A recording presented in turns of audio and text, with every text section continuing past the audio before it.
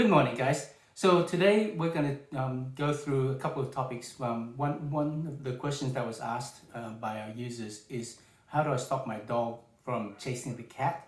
Or if you have adopting a new cat, a new dog, how do you integrate it with the cat?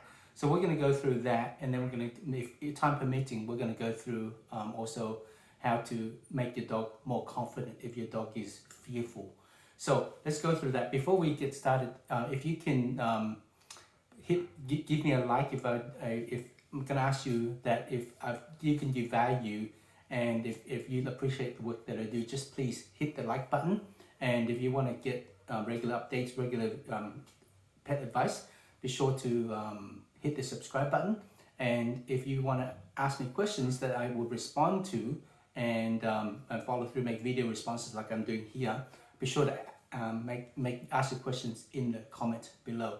Anyway, let's get started. So the question is cats and cat integration, etc., etc., etc. So let's go through that. Okay. Firstly, you got to understand where a dog is coming from. Okay, dogs are predators that they want to chase, they want to attack, and so they, for oftentimes cats are fearful, and they if they don't see a good way to win, they're gonna run. And once a cat runs, boom, the dog wants to chase. It's just a natural instinct for a dog to chase. So what we have to do is to teach the dog that chasing is a bad idea. You're not allowed to chase, especially when the cat is involved, or when the chicken is involved, or when the rabbit's involved.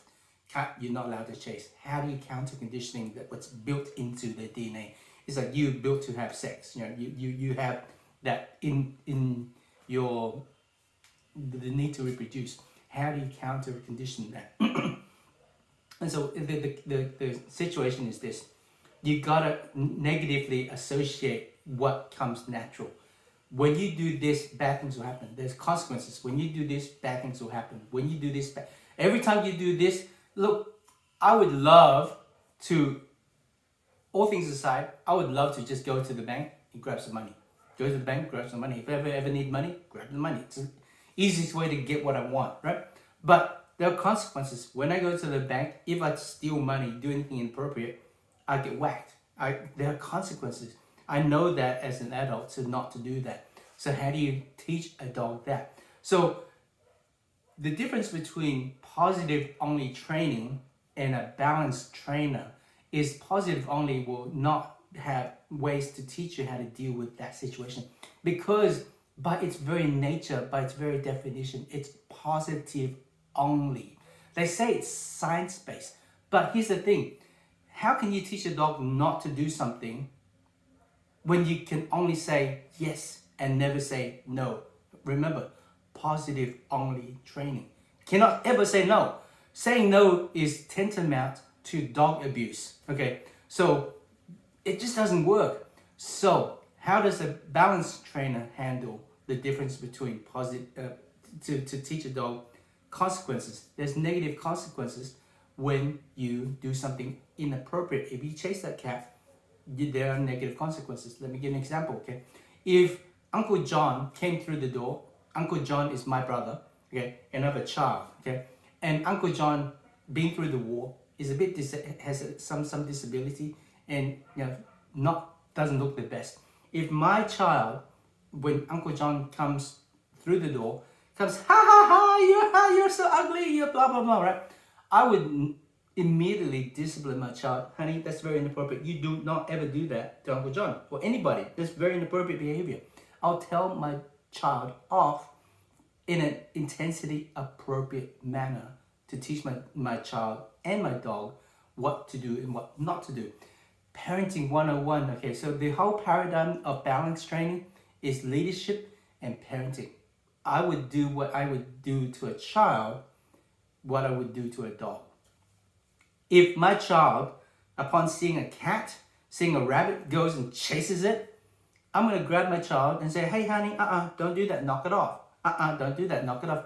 So how do you translate that into dog training? First and foremost, you got to have a working relationship of mutual trust and respect, okay? If I don't know you, if I don't trust you, I don't respect you, I don't give a shit what you tell me, right? So we've got to first have this fundamental connection of a working relationship. No, I'm your daddy, I'm your parent, I'm your leader. You do as you're told. You're a kid, you're a child, you're my employee. You look up to me. You need to listen to me when I say knock it off. So you gotta have that strength in that relationship first. How do you do that? How do you do that is through establishing a working relationship with your dog, and I have that covered in my dog leadership course. For more information about my dog leadership course, there's a link in the description below. Be sure to sign up for that. It's absolutely free. I do that because I want to keep families together, and I give this information. Look, if you were to hire me to train your dog, I'll give you the same content. It's not junk. It's valuable content. And the reason why, look, what's in it? What's in it for me? What's this? What's the scam? The scam is, look, I don't want to be doing this. I don't want to see dogs getting surrendered. Okay, and the reason why I do this is I want to give my information out to prevent dogs from being surrendered. If your dog is well behaved, there's no reason for you to do, life changes aside, if you got sick or you have to move, whatever, life changes aside, there's no reason for you to get rid of this dog. But if this dog misbehaves, then you're going to want to, have that conversation with your spouse. Honey, we can't keep this dog because blah, blah, blah. This is why I do it. I make my content available to help people keep families wholesome, right? Keep them together so we don't get dog surrenders. We don't want to fill the pound with more dogs. That's why I do it, okay? That's the big scam, okay? There's no spam. This is good quality content. Look it up. It's on my website, Dog Leadership. So it's dogacademy.com.au. Anyway, so where was I going with? You got to establish a strong leadership connection with your dog. And how you do that is by learning good leadership skills. How do you get good leadership skills? Go to my course, in dogacademy.com.au. So go check that out. You got to have that strong relationship. So why do you need to have a strong... Look, most people, because they've gone through puppy school, they're taught that in order for you to get a dog to do anything, you got to give them a treat. You give them a treat. You got to give them a treat. So let me tell you this: if you were to be a parent and you have a child, right, and you tell your child, "Hey, honey, can you get the trash out? Can you do the dishes for the night? Can you clean up the table?" We're here. We're a family, okay? Everybody's got to contribute in. And do you say, "Honey, if you do that, I'm gonna pay you $5 or whatever"? No, I hope not. Some people do. No. It's expected. We need to all carry our weight here, right? So do the trash. What's in it for me? Because if you don't, I'm going to send you to the room and you don't get dinner. There are consequences, okay? We all have to carry our weight. And not everything is treat, pay. It's just expected. This is what we do around here. These are the rules of the house. We need to have certain operating paradigm in order for us to cohesively work together as a family. Again, most people go to puppy school and they're taught only treat with their dog. What I'm teaching you, I'm telling you, is it's okay to be a parent, not a friend to your dog. Look, make no mistake, we are not friends and we are not equals. I'm your parent, you're a dog, and it's understood that you look up to me for instruction. This has to be clearly understood and established. Most people have this. Worse still, you think it's this, but it's this. The dog's in charge and you're its servant. I see this. I have a facility. I have bought and trained. People come here with princely dogs, okay? Little queens, little princes that says, "Hey, go get my beer, bitch," okay? That's the attitude that they come with, okay? And because their parents have been subconsciously telling them, "I'm your servant, I'm your peasant, I will do your bidding." The dog gets hungry, yep, feed me, bitch, feed me. You know what I mean? So you subconsciously fall into a subservient role to your dog. That doesn't work. It's dysfunctional. You can't have a 2-year-old running the household. It sounds so stupid and absurd, but people do that for their dog, okay? It's dysfunctional when I put it in the context of a child and a parent. It's dysfunctional when you have a dog telling another what to do. Exactly the same thing. Okay, so you gotta establish clear rules, clear boundaries, clear relationship definition. I'm the parent, I'm the dad, I'm the mama, and you're a child. You need to listen to me. And how you do that?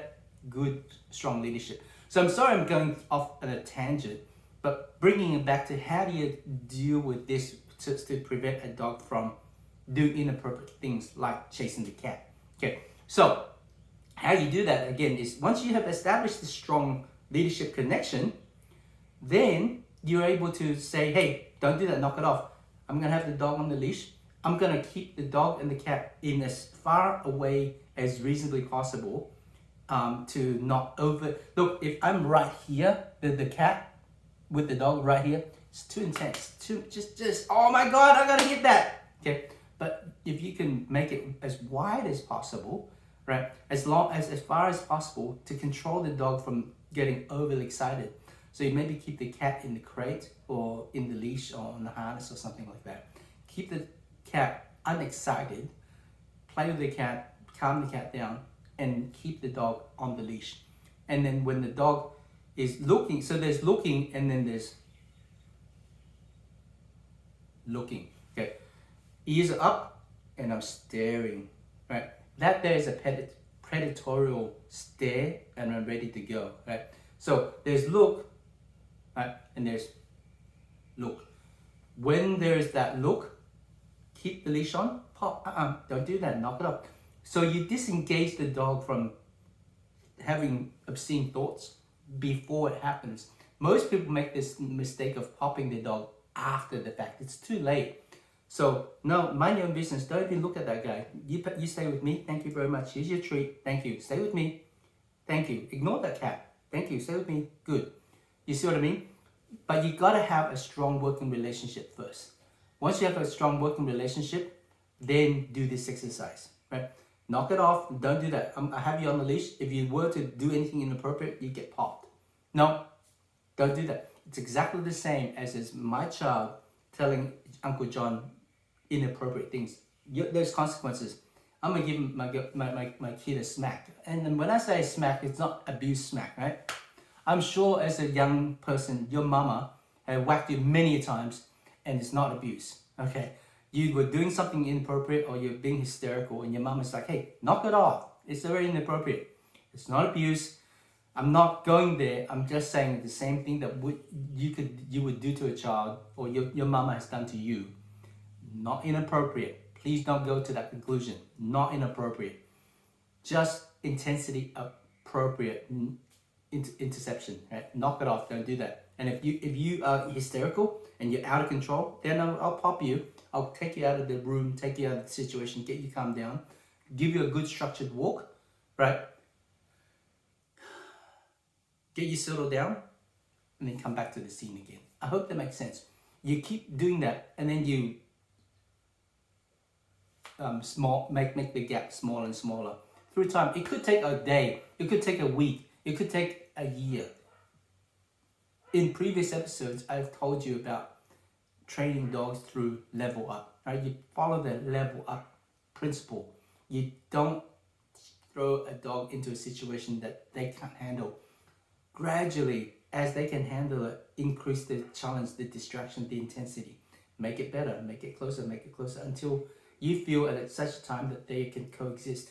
And you do that with whether you have a new cat or introducing a new dog that you've adopted to the family or whatever. Same principle apply. You gotta firstly establish, hey, we have a mama to baby relationship first. You respect me because I'm your elder. You gotta have that first. That's why the dog leadership course is made available for everybody to help the world be a better place so we can keep families together. I hope that makes sense. If you have any more questions, be sure to put it in the comment below so I can address it in future videos. And if I've added value to you, be sure to hit the like button below. And if you want to see more videos, I'll be doing daily content like this every day. Hit the subscribe button so you can be notified when new videos are made, okay? I hope you're having a nice day. George signing out.